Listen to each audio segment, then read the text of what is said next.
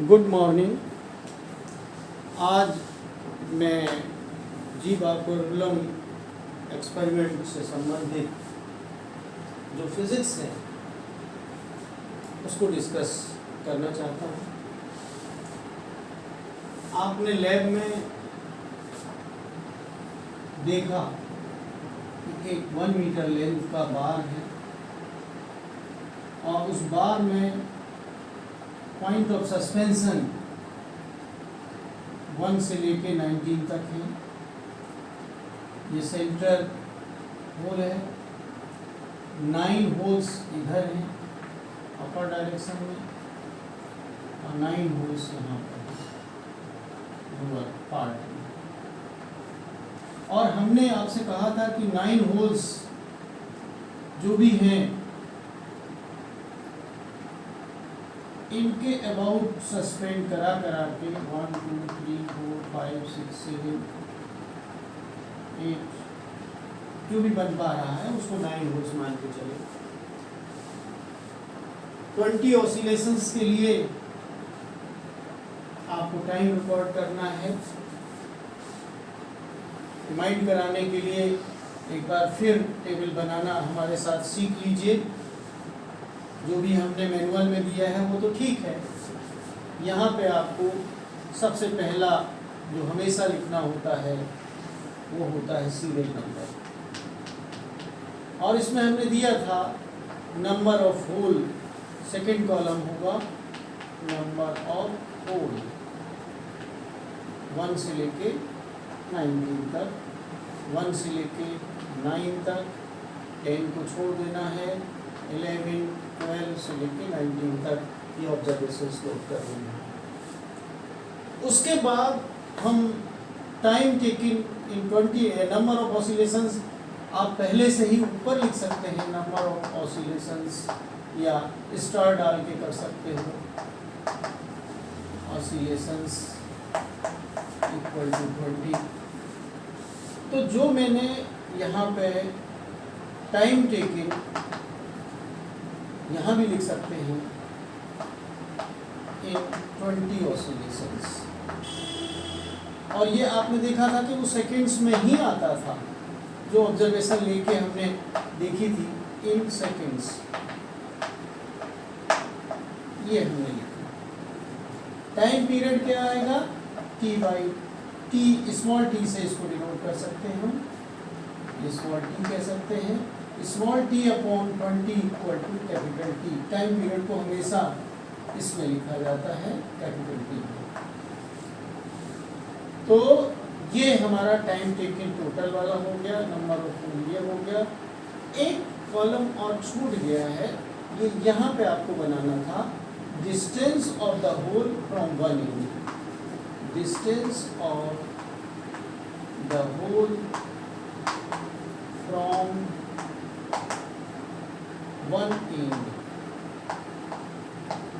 मैंने आपको समझाया था कि ये फर्स्ट होल 5 सेंटीमीटर का है, सेकेंड होल 10 सेंटीमीटर का है, थर्ड 15 सेंटीमीटर का है और लास्ट वाला 95 सेंटीमीटर का है। डिवाइस कर लीजिए, कोई प्रॉब्लम नहीं।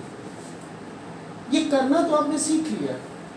We are students of physics, we have to know why we are doing such type of observations, why we are taking such type of observations।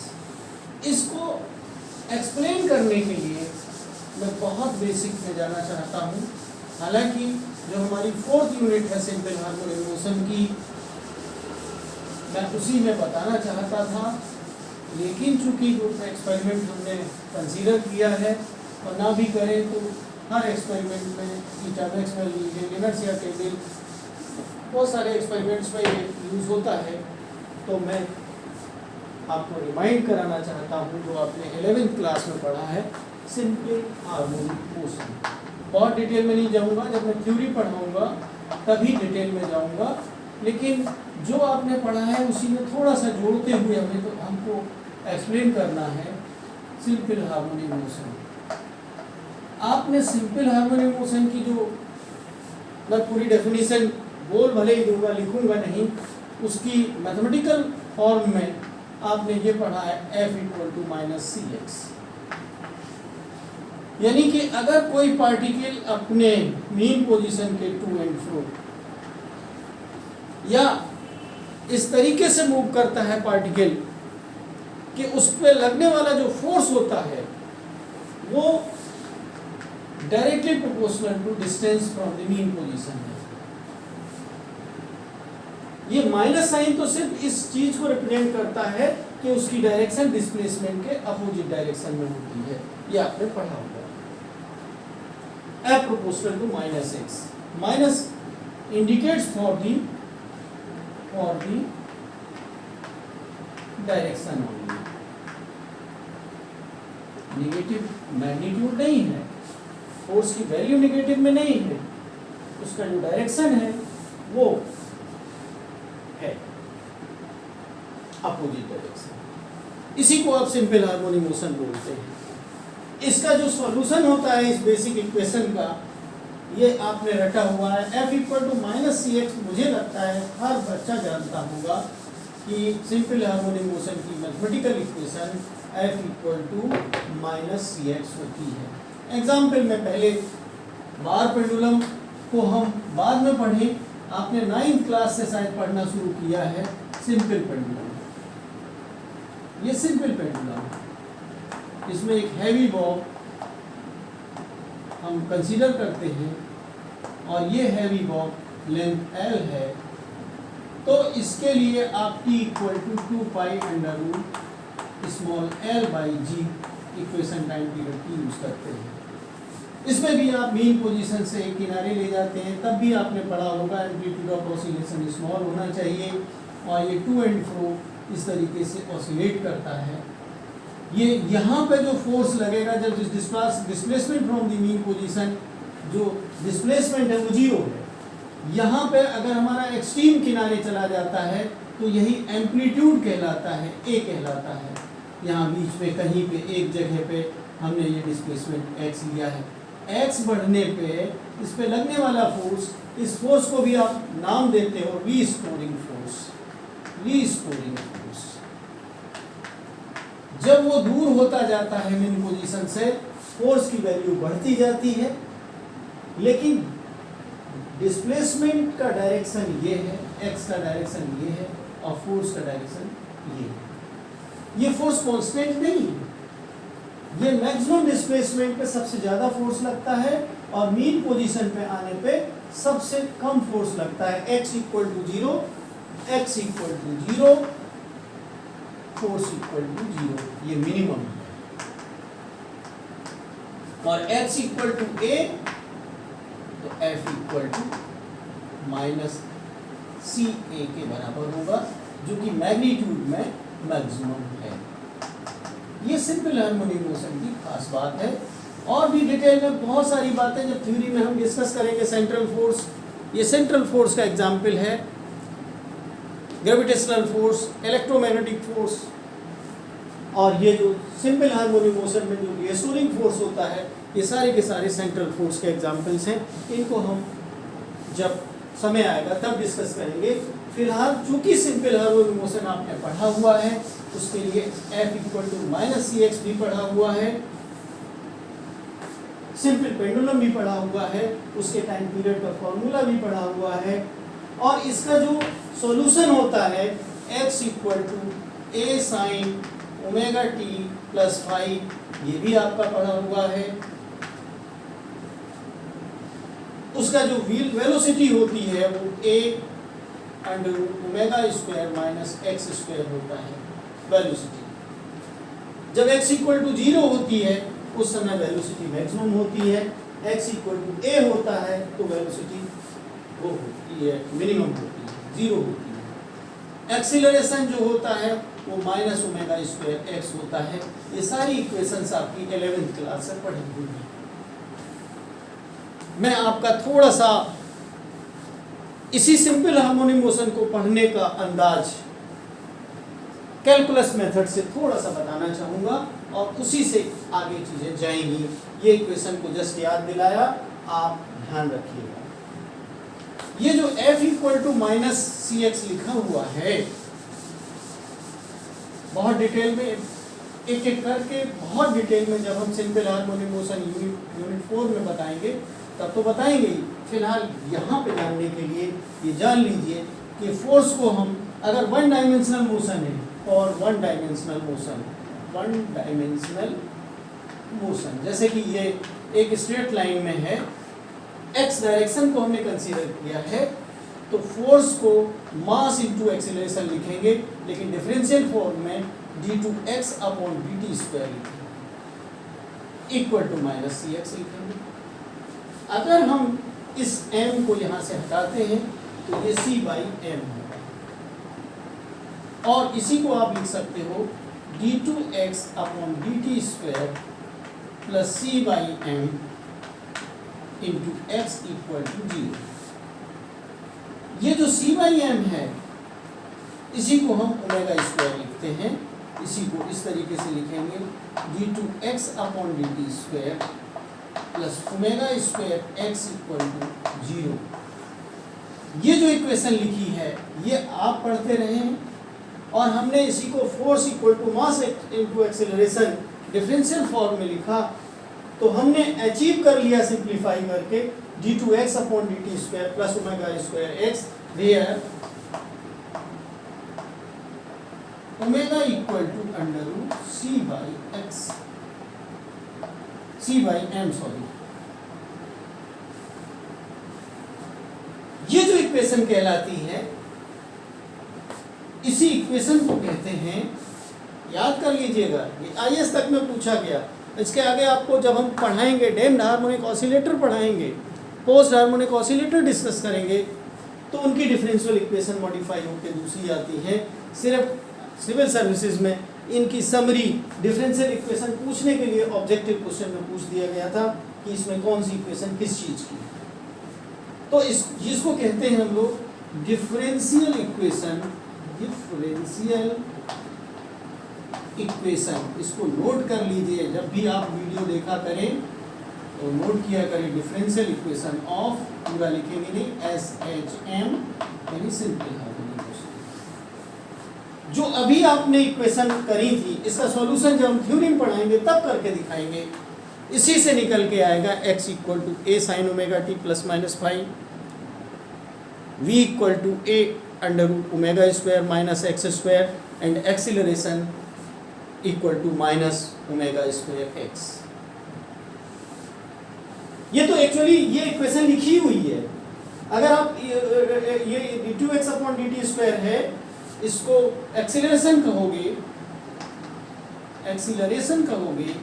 जब वो राइट हैंड साइड में ले जाओगे तो माइनस ओमेगा स्क्वायर एक्स होगा। ये तो सीधे सीधे डिफरेंशियल इक्वेशन से ही आ रहा है, लेकिन इसको सॉल्व करने के लिए जब हम पढ़ाएंगे तब बताएंगे, क्योंकि अगर उसको पढ़ाने बैठ गए तो ये एक्सपेरिमेंट के पॉइंट ऑफ व्यू से बताने में बाधा आएगी, समराइज करने में बाधा आएगी। ये इक्वेशन होता है, इसको एक कंप्यूटर प्रोग्राम की तरह इस डिफरेंशियल इक्वेशन को किसी भी प्रॉब्लम को सॉल्व करने के लिए यूज किया जाता है। बहुत इंपॉर्टेंट इक्वेशन है, इसको आप ध्यान कर लीजिए। सिंपल हार्मोनिक मोशन को मैथमेटिकली हम एक डिफरेंशियल इक्वेशन से एक्सप्रेस करते हैं, वो डिफरेंशियल इक्वेशन है ये। मैं दूसरी बात आपको और बताना चाहता हूँ कि ये लीनियर सिंपल हार्मोनिक मोशन के लिए है, लीनियर सिंपल हार्मोनिक मोशन। मैंने आपको रोटेशनल मोशन इन दिनों में आपके सामने डिस्कस कर रहा हूँ सिलेबस के अकॉर्डिंग।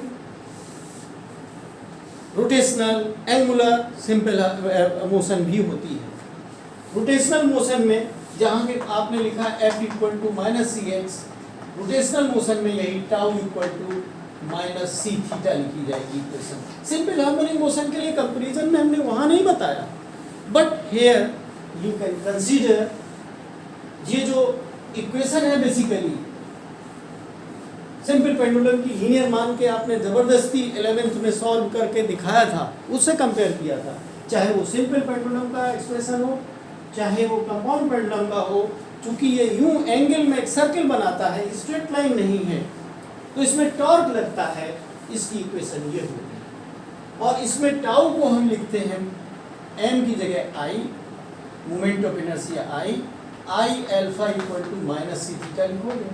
ये एंगुलर एक्सेलरेशन लिया जाता है रोटेशनल मोशन में लीनियर एक्सेलरेशन की जगह पे। तो हम क्या लिखते हैं, I D two theta upon D T square plus C theta equal to 0 और D two theta upon D T square plus C upon I into theta equal to 0। ये भी डिफरेंशियल इक्वेशन है। इसमें ओमेगा की square सी upon आई को जैसे हमने उसको माना था, तो इसको हम लिखेंगे D two theta upon D T square plus omega square theta equal to 0। ये जो डिफरेंशियल इक्वेशन लिखी हुई है, और एंगुलर, ये हमने कहा लीनियर सिंपल हार्मोनिक मोशन के लिए D two X upon D T square plus omega square equal to 0। For angular simple harmonic motion the differential equation is D two theta upon D T square plus omega square theta equal to 0। That is angular simple harmonic motion. और ये applied है, मैं लिख नहीं रहा हूँ।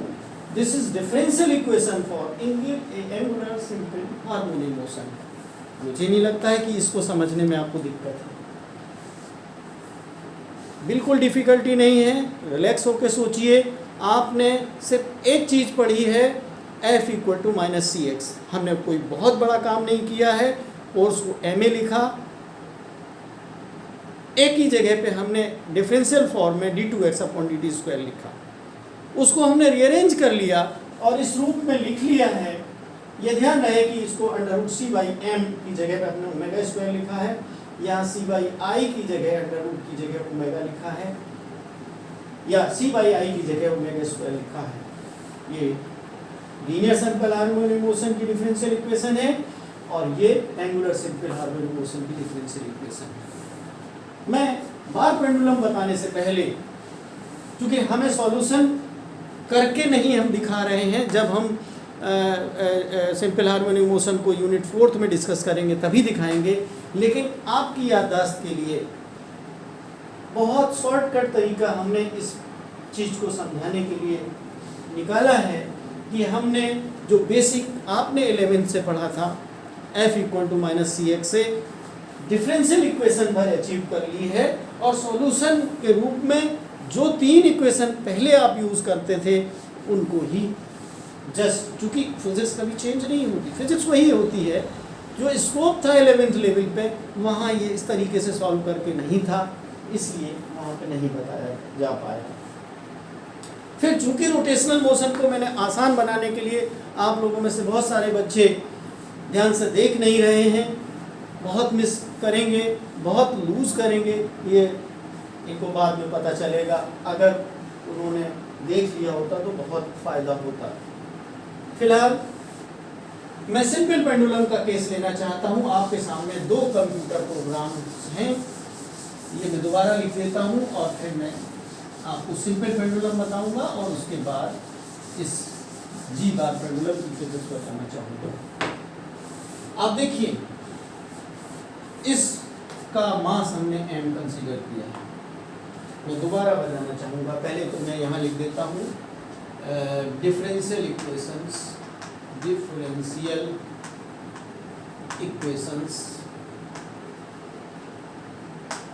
और number 1 d2x upon dt square plus omega square x equal to 0 और लीनियर सिंपल हार्मोनिक मोशन। दूसरी है d2 theta upon dt square plus omega square theta equal to 0। ये है एंगुलर सिंपल हार्मोनिक मोशन। देखिए, जो भी आप तरीका 11th में यूज़ करते थे उस पर जाने की बिल्कुल ज़रूरत नहीं है। आप देखिए कि आप बहुत लंबा चौड़ा मेथड यूज़ करते होंगे, यहाँ बहुत आसान है। मैं दोबारा, ये तो सिर्फ डिस्प्ले करने के लिए हमने फिगर बना दिया था, मैं यहाँ दोबारा ये जो फिजिक्स है, ये यहाँ जो हमने डिस्कस किया है उसके एंगल से बताने के लिए let us consider a simple pendulum. Mass is m, length is l, let at any angle theta, its position is this.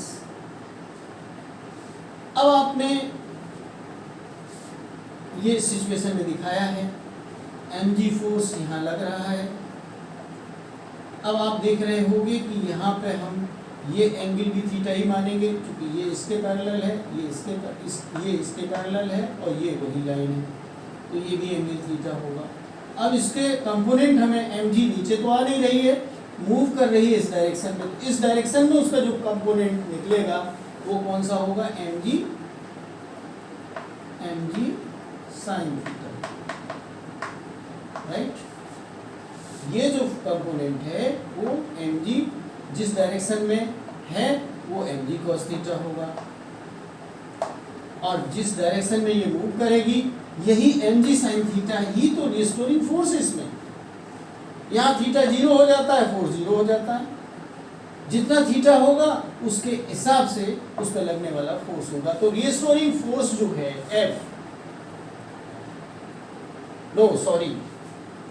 ये mg sin थीटा फोर्स है, mg sin theta is force, mg sin theta is force. और ये जो perpendicular distance है ये क्या, कैसे निकालेंगे? अगर ये L है तो ये होगी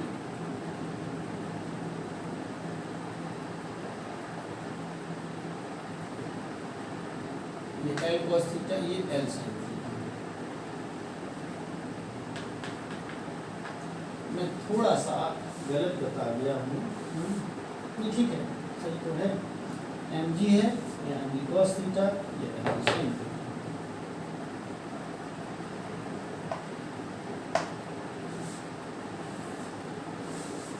और ये एक्चुअली ये तो फोर्स हो गया, ये जो मल्टीप्लाई करेंगे परपेंडिकुलर डिस्टेंस से,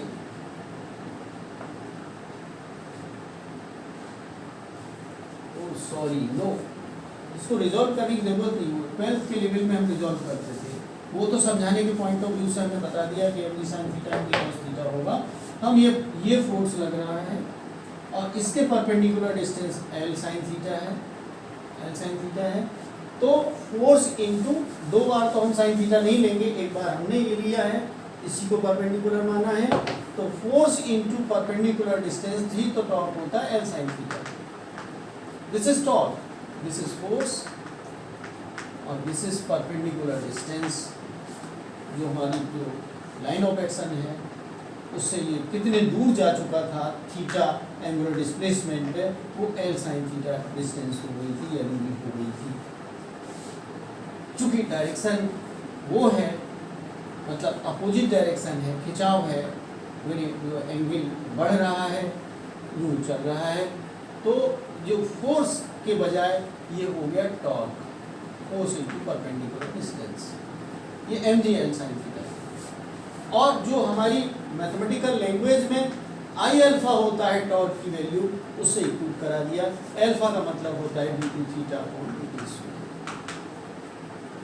बस एक ही लाइन सिंपल पेंडुलम में आपको देखनी है कि हमको टाउ इक्वल टू निकालना है।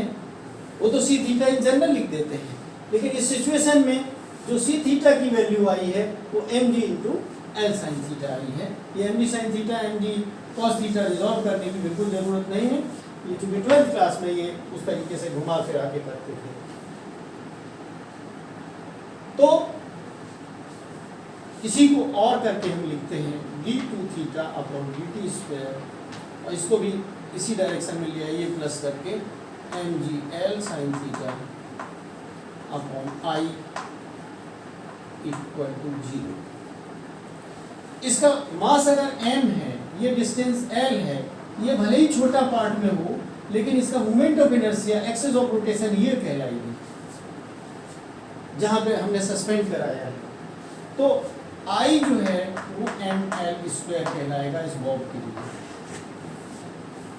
हमने रख दिया।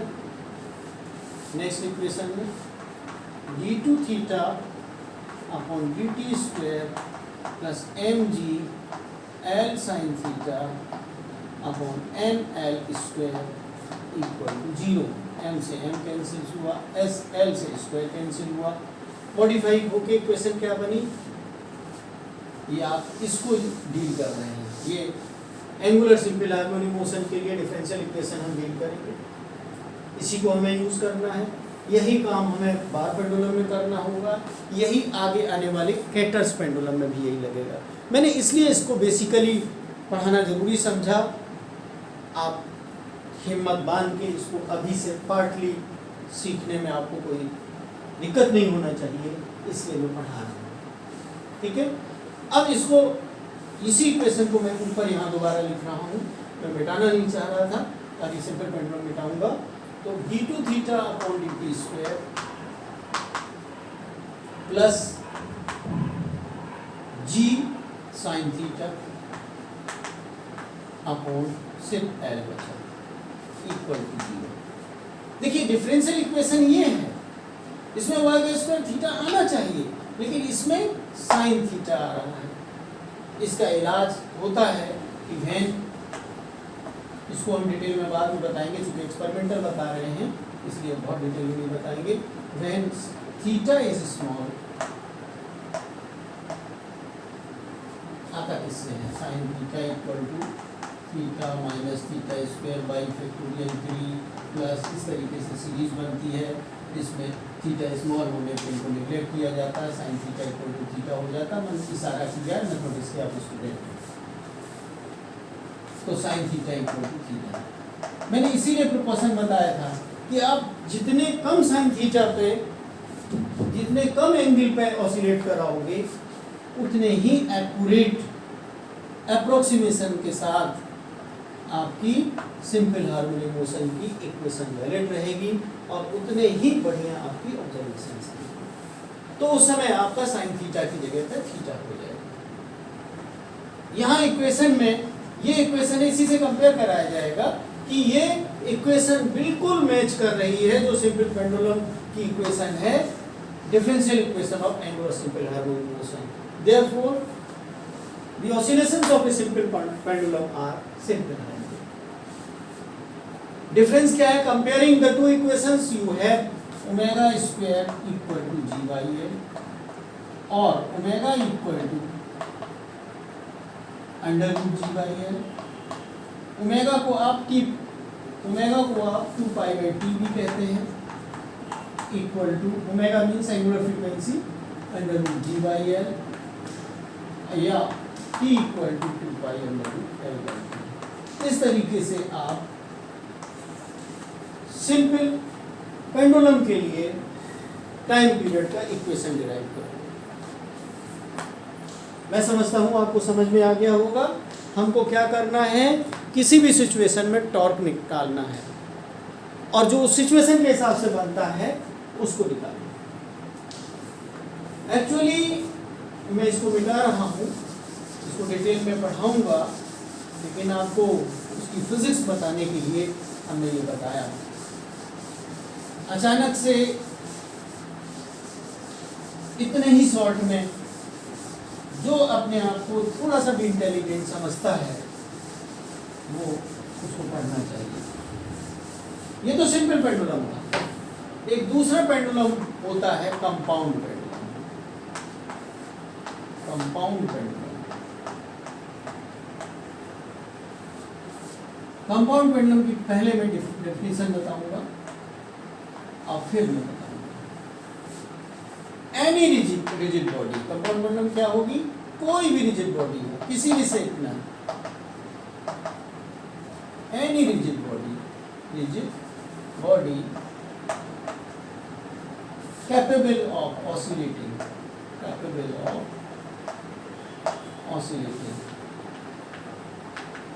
अब मैं लिखूंगा नहीं, in a vertical plane can be understood as compound pendulum. Any rigid body, किसी भी शेप में, बस कैपेबल ऑफ ऑसिलेटिंग माने इस तरीके की उसमें व्यवस्था हो जाए कि हम उसको किसी तरीके से हॉरिजॉन्टल एक्सिस के along, axis of rotation horizontal है, ये वर्टिकल प्लेन में हम ऑसिलेट कर सकें, उसको हम कंपाउंड पेंडुलम कह देते हैं। अब कोई भी अजीबोगरीब शेप की कैसी भी बॉडी अगर हम रखेंगे तो उसको ऑसिलेट कराना डिफ़िकल्ट होगा, और ख़ासकर बीएससी पार्ट 1 लेवल पे जो भी सिंपलेस्ट बॉडी बनाई जा सकती है, एनी रिजिड बॉडी को सिंपलेस्ट सरल बॉडी बनाई जा सकती है, वो एक बार का रूप है। कंपाउंड पेंडुलम का दूसरा नाम फिजिकल पेंडुलम भी है। ये छोटी छोटी चीज़ें याद रखें, ये ऑब्जेक्टिव पेपर आता है तो इसमें थ्योरी के पॉइंट ऑफ व्यू से भी कंपाउंड और फिजिकल पेंडुलम एक ही बात है। जो आपको एग्जाम्पल्स हैं कंपाउंड पेंडुलम के, आपके लैब में यूज हो रहे हैं, इसलिए मैं आपको एग्जाम्पल दे रहा हूँ। Bar pendulum is an example of compound और physical pendulum. Bar pendulum is an example of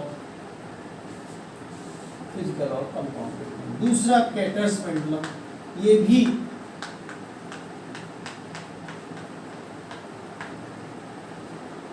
compound pendulum का ही एग्जाम्पल है। मैं फिर समराइज करता हूँ, फिर इसको हम जैसे सिंपल पेंडुलम के लिए फॉर्मूला यूज करा है, आपने निकाला है T = 2π√L/g। मैं उसी कंप्यूटर प्रोग्राम की तरह सिंपल पेंडुलम की तरह से जो आप एग्जाम्पल में फॉर्मूला यूज कर रहे हैं इस एक्सपेरिमेंट में, उसको भी निकालना मैं अभी बताने जा रहा हूँ। बहुत आसानी से, सिंपल पेंडुलम से बहुत ज़्यादा डिफिकल्ट नहीं है, क्योंकि फिजिक्स की इसकी थ्योरी जब मैं यूनिट 4 पढ़ाऊंगा तो बहुत मज़ा आएगा। आप लोग का तो पहले से ही थोड़ा बहुत पढ़ा हुआ है, तो आपको तो बहुत ही मज़ा आएगा। जो मैं अभी पढ़ाई दे रहा हूँ ये आपके आगे बहुत काम आएगा, थ्योरी के पॉइंट ऑफ व्यू से भी काम आएगा। हो सकता है ऑब्जेक्टिव क्वेश्चन भी एक दो मिल जाए। अब आप देखिए कि ये बार पेंडुलम है, मैं बार पेंडुलम बाद में बनाऊंगा। कोई भी बॉडी मान लीजिए, मैं एक जो जनरल बॉडी है हमने ये बना दी, राइट। इसमें पॉइंट ऑफ सस्पेंशन ये है S। इसको हमने नॉर्मल पोजीशन से जानबूझ के मैंने बनाया, जनरल बॉडी ही बनाई जाती है। सीधे से कंपाउंड पेंडुलम बताने के बजाय हम कंपाउंड पेंडुलम का ही डेरिवेशन दिखाई दे रहा है। अब आपने मीन पोजीशन से, इसमें CG कहीं ये है, एक सीधी लाइन ड्रॉ करिए। एज्यूम कर लीजिए कि यहाँ पे सेंटर ऑफ ग्रेविटी थी CG। पॉइंट ऑफ सस्पेंशन से CG को हमने G लिख दिया है, इसकी डिस्टेंस L ही एज्यूम कर लीजिए। अब दूसरी सिचुएशन ये है कि अब चूंकि हमने तिरछा कर दिया है, मीन पोजीशन से डिस्प्लेस करा दिया है, तो यहाँ के बजाय ये यहाँ पे CG पहुँच चुकी है। ये लेंथ भी L ही रहेगी, ये एंगल थीटा बन चुका है। इसमें फोर्स नीचे की ओर mg लगेगा, और ये परपेंडिकुलर डिस्टेंस सिंपल पेंडुलम की तरह L sin थीटा ही आएगी। और equation tau equal to -mg into L sin theta इसमें भी आएगा। और टाउ को यहाँ भी हम I d2 theta upon dt square simple pendulum की तरह, क्या टॉर्क की equation torque equal to I alpha, चाहे वो सिंपल पेंडुलम हो चाहे कंपाउंड पेंडुलम हो, सबके लिए यही रहेगी। हमने लिख दिया। इसको हम plus mg L sin theta equal to 0 लिखेंगे। नेक्स्ट स्टेप में I को हम नीचे की ओर ले आएंगे, और ये इक्वेशन हमारी बन गई। और फॉर स्मॉल ऑसिलेशंस, और स्मॉल बाद में करेंगे तो हम पहले से करे ले रहे हैं। Small oscillations sine theta equal to theta, तो साइन थीटा की जगह पे हम थीटा भी लिख लेते हैं, L थीटा लिख लिया। अब डिफरेंस क्या है ये मैं बताना चाहता हूँ। वहां पे हमने ml स्क्वायर लिख लिया था, सिर्फ मोमेंट ऑफ इनर्शिया का फर्क आया। सिंपल पेंडुलम का ml स्क्वायर सिंपली हो गया था। अभी तो हमें थ्योरी वाले क्लास में जो मंडे ट्यूसडे को होनी है, उसमें थ्योरम ऑफ पैरेलल एक्सिस जो कि आप पहले से पढ़ चुके हैं, थ्योरम ऑफ परपेंडिकुलर एक्सिस, इसको हमें डिस्कस करना है। उसके बाद जो डिफरेंट बॉडी के मोमेंट ऑफ इनर्शिया के फॉर्मूले हैं, ml²/12 या mr²/2 या 2/5 mr², इनके डेरिवेशन भी कराएंगे। फिलहाल इस बॉडी का moment of inertia theorem of parallel axis से आएगा। अगर ये point of suspension centre of gravity बनाई जाती, सेंटर ऑफ ग्रेविटी पे ही होता, तो उसका मोमेंट ऑफ इनर्शिया ICM कहलाता। मोमेंट ऑफ इनर्शिया CM भी कहते हैं, सेंटर ऑफ मास। ICM माने moment of inertia of body, of the body. आपने पढ़ा भी होगा 11th क्लास में, ऑफ द बॉडी, जिसने थ्योरम पढ़ी है, about its centre of mass. जैसा कि मैं पिछली बार बताया था कि किसी भी बॉडी का मोमेंट ऑफ इनर्शिया जब तक से डिफाइन नहीं है, इन जनरल आप कह सकते हो कि बॉडी का मोमेंट ऑफ इनर्शिया, अगर बॉडी का मास m है, अगर बॉडी का मास m है तो वो m² होता है। कोई प्रॉब्लम नहीं, m स्मॉल ही ले लेते हैं। बॉडी का मास हमने जो कंपाउंड पेंडुलम के लिए वो बना यूज कर रखी है, उसका मास है। But you are not considering the point of rotation, its center of mass. You are considering center of mass somewhere distant L, माने इससे L दूरी पे हमने लटका रखा है और उससे ऑसिलेट करा रहे हैं, माने उसके रोटेशन की जो एक्सिस है वो पॉइंट S के अबाउट है, जिसकी डिस्टेंस L है। जब दो एक्सिस आप कंसीडर करते हो, एक सेंटर ऑफ मास के अबाउट और एक उसी के पैरेलल कुछ डिस्टेंस पे, तो उसके लिए theorem of parallel axis moment of inertia निकालने के लिए हम थ्योरम ऑफ पैरेलल एक्सिस इस्तेमाल करते हैं। इसमें किसी बॉडी का moment of inertia any axis के अबाउट, जो कि सेंटर ऑफ मास से पास होने वाली एक्सिस के पैरेलल होती है, उसके अबाउट मोमेंट ऑफ इनर्शिया होता है I = ICM + mh²। Are you clear? जहां पे h आप उसमें 11th में लेते थे कि दो के बीच की डिस्टेंस h, लेकिन यहाँ h नहीं है, मास भी हमने m लिया है और डिस्टेंस L²। तो I यहाँ पे जो पॉइंट ऑफ सस्पेंशन के अबाउट आप कंपाउंड पेंडुलम को ऑसिलेट करा रहे हो या रोटेट करा रहे हो, पार्ट्स में वो रोटेट कर नहीं हो, पार्ट ऑफ रोटेशन है, वो पूरा चक्कर नहीं लगा रहा, थोड़े से ही में चक्कर लगा रहा है, ऑसिलेट कर रहा है, तो भी रोटेशनल मोशन का एक पार्ट है। तो ICM तो ये हो गया, तो I होना चाहिए ICM + ml² हुआ, और ICM है mk² और प्लस ml² करोगे तो ये हो जाएगा m बाहर, तो ये हो जाएगा k² + l²। बस इस any body capable of oscillating about a horizontal axis in vertical plane can be considered as a bond pendulum. Its moment of inertia about point of suspension is I = m × k² + l²। अगर हम यहाँ substitute करते हैं I की जगह पे, तो आपको क्या दिखाई देगा, mg l, और इसकी जगह पे I की जगह पे हो गया m k² + l² × theta. m cancel हो गया, l के बीच में जाना चाहिए, k भी लेंथ से जुड़ी हुई चीज़ है, तो अब ये यहाँ पे नीचे आएगा, डिवाइड होगा, तो दोनों में डिवाइड होगा, l से स्क्वायर कैंसिल होगा। फाइनली आपका जो इक्वेशन का रूट होगा वो ये होगा d2 θ/dt² + g upon L square upon L, L बचा तो एल पहले लिख लेता हूँ, प्लस फिर दूसरा के स्क्वायर अपॉन एल, एन तो कैंसिल ही हो चुका, इंटू थीटा इक्वल टू जी। अब ये चीज जो हमारी डिफरेंशियल इक्वेशन यहीं पे हमने लिख के रखी थी, d2 theta upon dt square plus omega square theta equal to 0, this equation matches with the differential equation of simple harmonic motion, that is why oscillations of any rigid body capable of oscillating as described in the figure is in simple harmonic motion। ये अगर proving आती है तो आप prove कर सकते हो, ये थ्योरी वाले पेपर के लिए हुआ, लेकिन ये है किसकी जगह हमने ये लिखा हुआ है, ये आप समझ चुके हैं। मैं जब जरूरत पड़ेगी फिर फिगर बना लूँगा।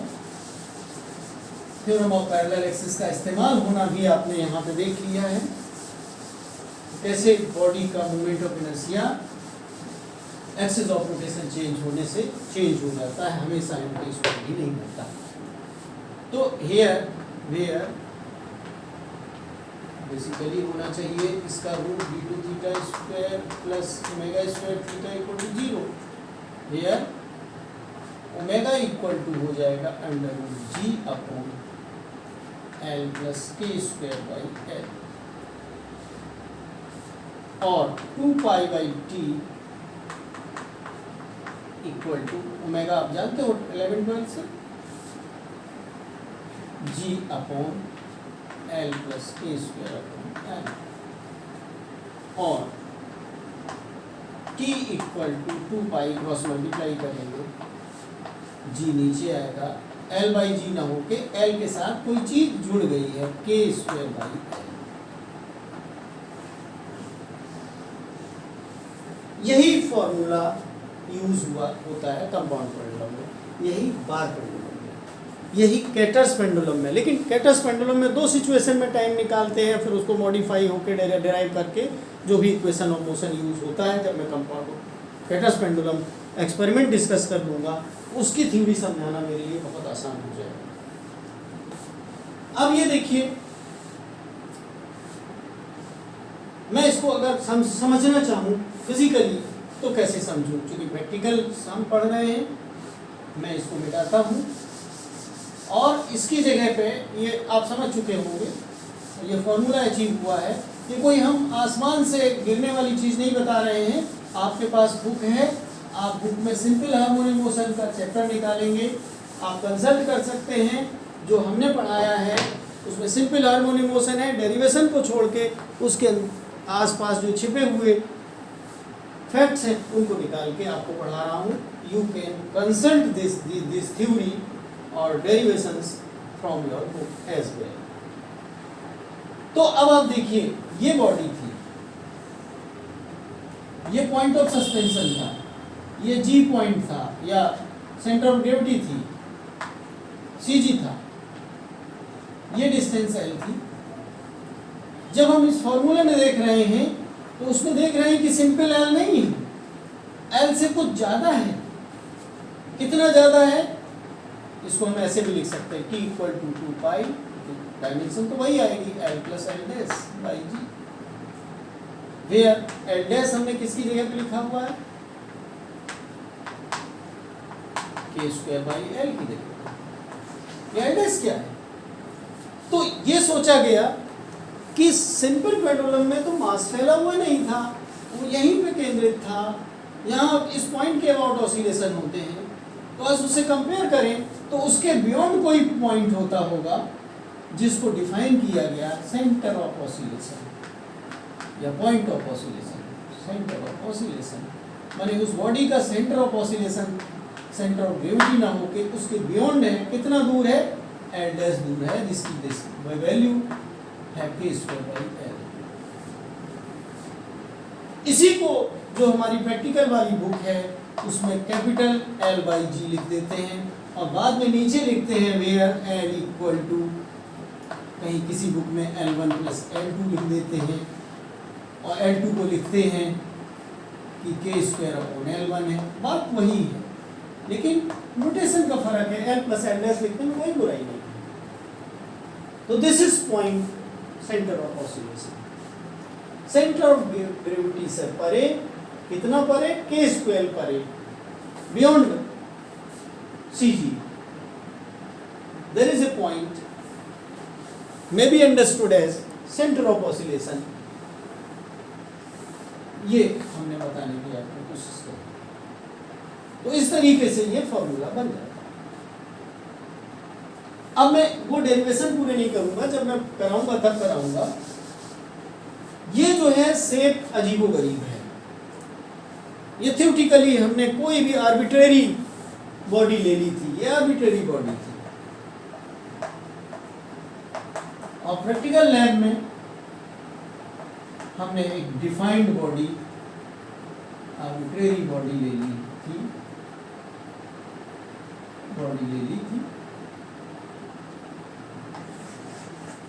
ये डिफाइंड शेप है, बार है, यूनिफॉर्म बार है, बीम की तरह है। बस होल्स बहुत सारे लगाए हैं ताकि हम जो centre of point of suspension है उसको बारी बारी से चेंज होके उसके टाइम पीरियड में वेरिएशन को स्टडी करते हैं। You study the variation of time period with the variation in L. जब एल में वेरिएशन होगा, सेंटर ऑफ ऑसिलेशन यानी k स्क्वायर अपॉन एल में भी वेरिएशन होगा। रेडियस ऑफ वेरिएशन आपकी कांस्टेंट होगी बॉडी होने पर।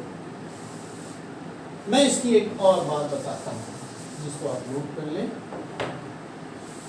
Actually the centre of suspension, point of suspension, note करिए, points to be noted. Number 1, the point of suspension and centre of oscillation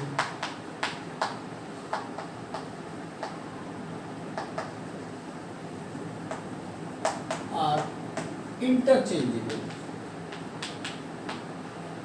आपको आज के लेक्चर से डबल फायदा होगा। थ्योरी की थ्योरी पढ़ाई हो रही है, प्रैक्टिकल के बारे में भी कुछ जानकारी हो रही है। इंटरचेंजेबल, इसका मतलब क्या है? इसका मतलब ये है कि अगर आप इस पॉइंट के अबाउट उलट के लटकाएंगे तो जो टाइम पीरियड अगर यहाँ t आता है, इसके अबाउट भी t ही आएगा, सेम टाइम पीरियड आएगा। यानी अगर आपका पॉइंट ऑफ सस्पेंशन इसमें यहाँ बनाया आपने और सेंटर ऑफ ऑसिलेशन यहाँ कहीं बनता है, उलट के जब आप यहाँ ऑसिलेट कराएंगे, मतलब उसको उल्टा कर देंगे और वहाँ पे आप होल में नाइफ एज को लगा के ऑसिलेट कराएंगे तो देखेंगे कि वही टाइम पीरियड आएगा। यानी 20 ऑसिलेशन का टाइम यहाँ पे लटका के जितना आ रहा था उतना ही यहाँ पे लटका के आएगा, यानी कि टाइम पीरियड सेम है। सच्चाई ये है कि ये यूनिफॉर्म बार है। यूनिफॉर्म ना भी होता तब भी दूसरे पॉइंट में actually there are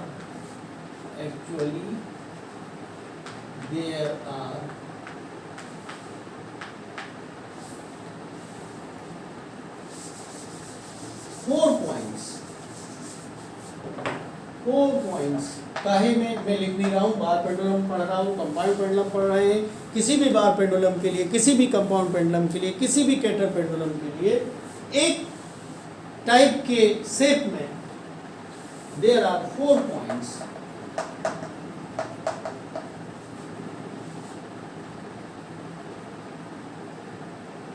of suspension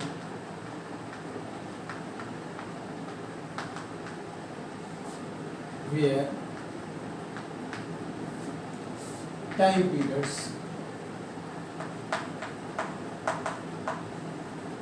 of oscillation are same। अभी मैं समझाता हूँ। are same।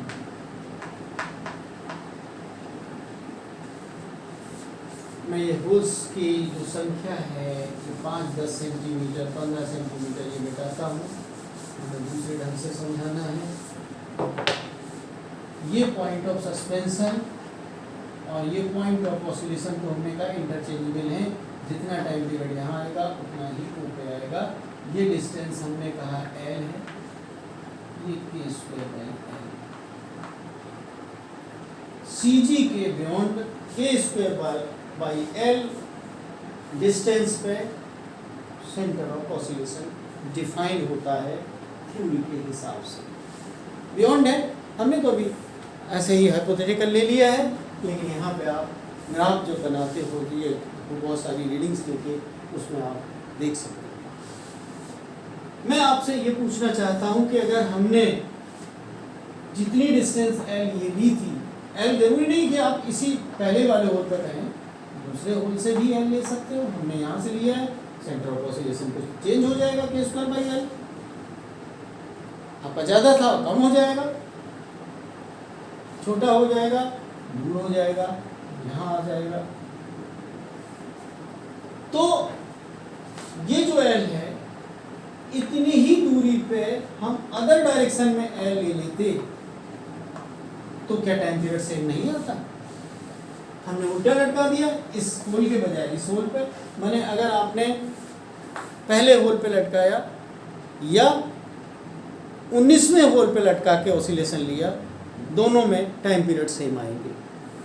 जब अगर इसके अबाउट L आ रहा है तो इसके बियॉन्ड हमारा सेंटर ऑफ ऑसिलेशन होगा, वही k² L डिस्टेंस पे। तो अगर हम इसको S कहते हैं, नीचे वाले को S' कहेंगे। ये S है तो हमने O कहाँ लिया था? ये लिया था। तो इसके बियॉन्ड O के बजाय इसको O' कर देंगे। तो ये पॉइंट्स आप S, O, S' and O', ये 4 पॉइंट होते हैं जिनके अबाउट टाइम पीरियड सेम आते हैं। ये चीज़ ऑब्जेक्टिव में भी पूछी जाने योग्य है थ्योरी वाले पार्ट में। अब मैं इसके बिहाइंड जो थ्योरी थी उसको बताया मैंने, और उसके बाद लास्ट में हम 2-3 मिनट और बताएंगे कि ग्राफ जो प्लॉट करते हो उसमें हम सेंटर ऑफ ऑसिलेशन और पॉइंट ऑफ सस्पेंशन कैसे समझेंगे। तो ये लीजिए ग्राफ जब हम बनाते हैं, पहले होल पे जो टेबल बनी थी,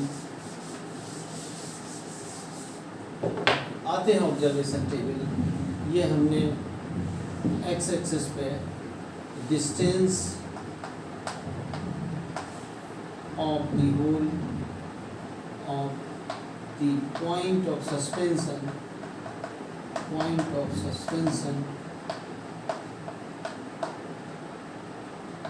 लिखा हमने। ये हमने 5, 10, 15, 20 इक्वल डिवीजन में हमने ग्राफ बना लिया 95 तक। ठीक है, इधर सपोज कर लेते हैं 1.3 सेकेंड मिनिमम टाइम पीरियड आ रहा है और 2.8 मैक्सिमम आ रहा है। तो ये जो डिफरेंस है 1.5 का, इनको इक्वली हम यहाँ पे एक स्केल बना लेते हैं। ग्राफ बनाना मैं बाद में समझा दूंगा क्योंकि वीडियो बहुत बड़ा हो रहा है। तो स्केल हमने बना लिया। जब हम देखते हैं ये हमारा कहीं सेंटर पॉइंट है, 50 सेंटीमीटर भी कहीं होगा। जब पहला हमारा पॉइंट ऑफ सस्पेंशन था तो हमने देखा कहीं पे इस वैल्यू में उसका टाइम पीरियड आ रहा था, इस वैल्यू में। जब हमने दूसरे होल पे लगाया तो ये वैल्यू, जब हमने अभी लैब में भी दिखाया था, उसकी वैल्यू कम आई थी, 10 सेंटीमीटर पे कम आई। और मैं आगे बढ़ा तीसरे होल पे तो और कम हो गई, और बढ़े और कम हो गई। फिर देखा कि बहुत ज़्यादा कम नहीं हुई, थोड़ा ही सा फर्क पड़ा। और आगे बढ़े, जब हम इसकी तरफ आने लगे तो ये फिर पता चला तो ज़्यादा हो गई। और आगे बढ़े तो फिर टाइम पीरियड और बढ़ गया, और आगे बढ़े तो और बढ़ गया, बहुत तेज़ी से बढ़ गया। उसके आगे आप जा ही नहीं पाए, यहाँ तक सपोज करते हैं। तो ये ग्राफ का जो नेचर है वो इस तरीके का, जो पॉइंट्स मिलाएंगे स्केल से नहीं बनाए जाते हैं।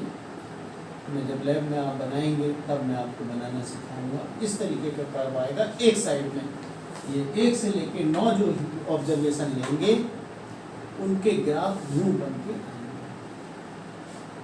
जब हम उल्टा करेंगे तो 95 वाली रीडिंग यहाँ पे आएगी, ये टाइम पीरियड लगभग वही आएगा, मिरर इमेज होगी 95, ये मान के चलते हैं। अब हमारे से धोखे से वहाँ बन गया है, कोई बात नहीं। फिर कम होगा, फिर और कम होगा, नहीं ज़्यादा कम नहीं होगा, और इस तरीके से ये फिर बढ़ना शुरू होगा और इसी की मिरर इमेज की तरह ये ऑब्जर्वेशन से टाइम पीरियड। ये ग्राफ आपने अपने किताब में देखा होगा। कुछ लोग जो वर्चुअल करते हैं तो ग्राफ की प्रैक्टिस कर रहे हैं, अच्छी बात है, लेकिन मेरा फोकस फिजिक्स बताने में ज़्यादा है। उसको तो हम 5 मिनट में आपको ग्राफ बनाना, जब सामने ऑफलाइन क्लासेस होंगी अगर आप बना सकते हैं तो ये आप स्वयं भी बना सकते हैं, क्योंकि इतने तो आप मैथमेटिक्स में आप पढ़ते हैं, लेकिन फिजिक्स जाननी बहुत जरूरी है। तो जो 4 पॉइंट्स हम बताना चाहते हैं जहाँ पे समान आते हैं, इसके पैरेलल ऐसी हॉरिजॉन्टल कोई भी लाइन ड्रॉ करके देख लीजिए। ये जो टाइम पीरियड टाइम पीरियड का ये स्केल है वाई एक्सिस पे, टाइम पीरियड, और ये सेकेंड्स में है। इसको आप मीटर्स में भी लिख सकते थे, सेंटीमीटर की जगह मीटर। मीटर का मतलब इंटू 10⁻², 5, 10, 15 लिखा, इंटू 10⁻² लगा दिए, हो गया मीटर। तो ये जो हमने पॉइंट ऑफ सस्पेंशन बनाया था, ये एस था, तो ओ कौन सा रहा होगा? ये सी जी के बियॉन्ड फासी में, ये सेंटर ऑफ ऑसिलेशन हो गया। जब उलट के हमने लगाया तो ये पॉइंट ऑफ सस्पेंशन एस डेस था, और वही टाइम पीरियड फिर ये आपको दिखाई दे रहा है ओ डेस। पॉइंट ऑफ सस्पेंशन से सीजी तक की डिस्टेंस एल ये कहलाती है, और यहां से आगे की डिस्टेंस k² अपॉन एल कहलाती है, ओ तक की डिस्टेंस। ये टोटल डिस्टेंस कैपिटल एल होती है, L plus k² upon L. इसी को आप एल डैश भी कह सकते हो, एल प्लस एल डैश। यही तो आप करोगे, एनालिसिस हो जाती है। अगर आप इसको एल लेके चलोगे तो ये k² अपॉन एल होगी। कुछ बुक्स में इसको L1 कह देते हैं और प्लस k² अपॉन L1 कहते हैं, और k² अपॉन L1 को L2 कह देते हैं, और कह देते हैं L1 प्लस L2 हो गई। हमने L प्लस L ले लिया, इसमें कोई प्रॉब्लम नहीं होना चाहिए। कोई भी नोटेशन आप फॉलो कर सकते हैं, you are free to consider any notation. तो ये L है, तो ये k² अपॉन L। ये तो फिजिक्स के पॉइंट ऑफ व्यू से कि there is a point beyond centre of gravity where time period comes out to be same, known as center of oscillation। तो ये ग्राफ बनाते हैं। एक पॉइंट लास्ट और बचा है जिसको हमें डिस्कस करना है कि जो मिनिमम पॉइंट है, इसकी फिजिक्स जब डिस्कस करेंगे मैथमेटिकली निकाला जाएगा मैक्सिमम मिनिमा से। ये जो पॉइंट है इसमें 4 पॉइंट नहीं है, इसमें एक ही पॉइंट है, ये और ये डिस्टेंस जो है L इक्वल टू K होती है, ये L है, सिंपली L है, और ऐसी स्थिति में L इक्वल टू K होती है। यानी T मिनिमम के लिए 2 ही पॉइंट होते हैं। ये फिजिक्स हम लोग डिटेल में जब सिंपल हार्मोनिक मोशन पढ़ेंगे तब करेंगे। ये under root L plus L dash by G लिखते हो तो L और L डैश सब समान हो गए, T मिनिमम में बराबर ही है। T मिनिमम पे L प्लस L की जगह आप L इक्वल टू K होता है इसमें, तो L के बजाय मैं K लिख देता हूँ, K plus K by G। तो इस तरीके से आप कह सकते हो under root 2K by G। इस एक्सपेरिमेंट में K भी निकलवाया जाता है। आप इस L को निकाल लीजिए, k² अपॉन L को निकाल लीजिए, तो आप L इक्वल टू, ये आपने लिखा है k² अपॉन L निकाला, या सीधे सीधे 2 को यहाँ से यहाँ तक निकाल। तो ये जो बीच से लेके ये यहाँ से यहाँ तक की मिनिमम टू मिनिमम जो डिस्टेंस होगी वो 2K होगी। आपकी सपोज करते हैं ये 55 सेंटीमीटर आती है, 56 आती है, तो k equal to 56/2 equal to 28 centimetre हो जाएगा। थ्योरेटिकली भी k हमको मालूम है, थ्योरेटिकली k जो होता है आप जानते हो ml²/12 होती है इसकी वैल्यू, और L इक्वल टू 100 सेंटीमीटर है, यानी K की वैल्यू इसमें अगर mk² से कंपेयर करोगे तो K इक्वल टू आता है L/2√3। ये फॉर्मूला होता है उसका, K equal to L/2√3। L is 100 centimetre, 100/2 × 2 से 50 हुआ, और √3 होता है 1.732। अगर 17 होता, ये 51 होता तो 30 सेंटीमीटर आती, 30 सेंटीमीटर से कुछ कम आएगी, अप्रोक्सीमेटली 29 सेंटीमीटर के आसपास इसकी रेडियस ऑफ वेरिएशन के आनी है। कुछ बुक्स में सेंटर ऑफ ग्रेविटी भी निकालना है, सीधे सीधे हमको पता 50 सेंटीमीटर, लेकिन ग्राफ के पॉइंट ऑफ व्यू से जहाँ सिमेट्रिक दो हिस्सों में बढ़ता है, जो सेंटर होता है वो CG बताई जाती है ग्राफ के पॉइंट ऑफ व्यू से।